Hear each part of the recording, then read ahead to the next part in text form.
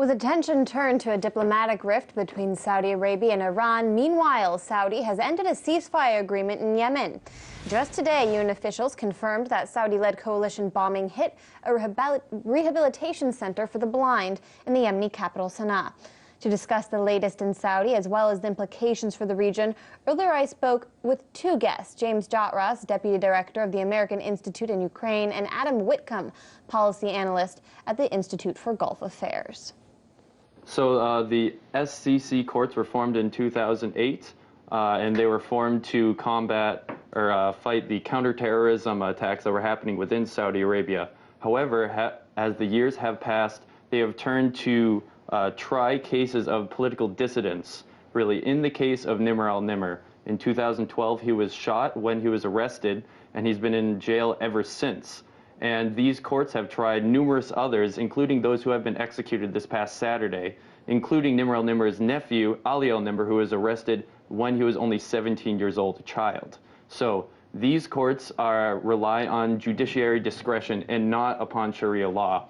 And so this allows them the flexibility to try whomever they would like under the guise of counterterrorism.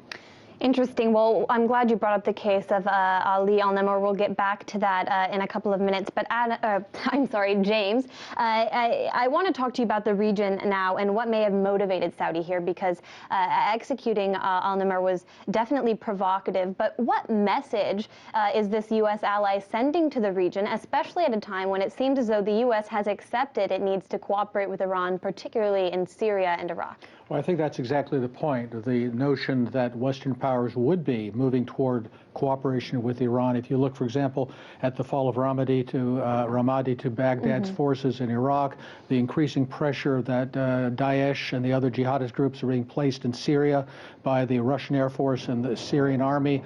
I think this is something that was very disturbing to Riyadh, which has lavished a lot of resources in supporting these terrorist groups. Aside from whatever their domestic motivations may have been, I think this in some ways was very similar to Erdogan shooting down that Russian Sukhoi several weeks ago to try to bust up an increasing consensus between Iran and the Western powers, and to force, at least they hope, that Washington and Saudi Arabia's Western partners would be dragged in on our side against the Iranians and get rid of this trend, which they found very disturbing. Well, Syria and Iraq are getting a lot of attention because those are two countries where the U.S. is directly involved.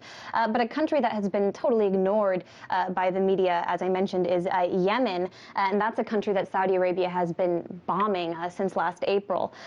So we just see the most recent counts. 28,000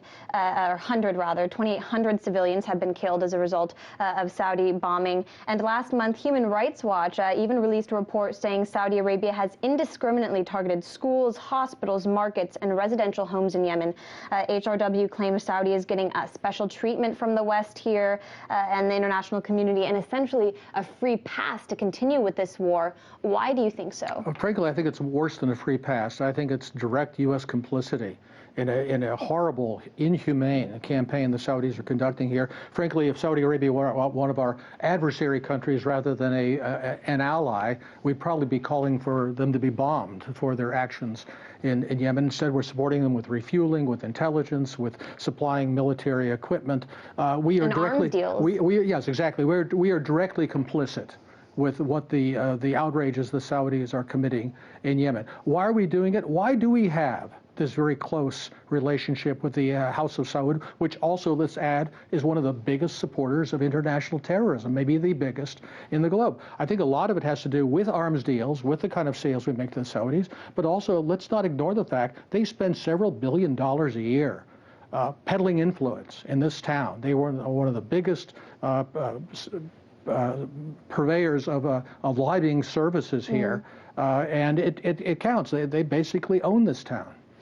Adam, I wonder what you make of something Simone really highlighted in her report, which is the U.S.'s ambivalence to openly criticize Saudi Arabia for, as James says, something that if it were an adversarial country, the U.S. would be criticizing or perhaps denouncing the fact that they are set to chair the UN Council on Human Rights. Well, it's almost exactly as James said. It's really the rapport that we've established with them over the past 70 years, ever since 1945, the deal with Roosevelt, or oil for protection, essentially. And now, since Saudi Arabia doesn't need protection, because we provide them with billions of dollars of deals, then that makes us complicit, as he said, in all of these crimes that they're partaking in Yemen, in addition to funding Syrian rebels as well.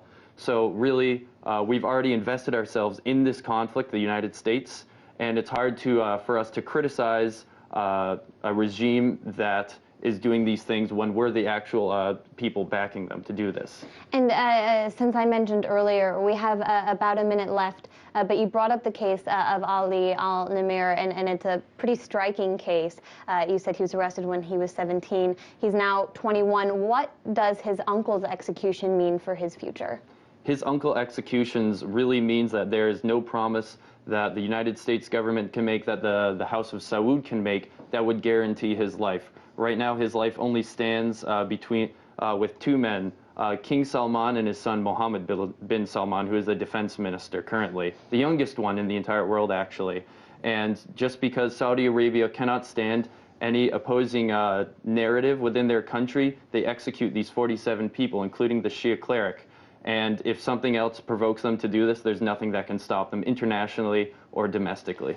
Well, the United States and counterparts in the UK and across the West have said that they'll continue to express concern with the scheduled or the execution of this 21-year-old man. But we've seen how good those expressed concerns do. I think Saudi demonstrated how much they listened to those this weekend.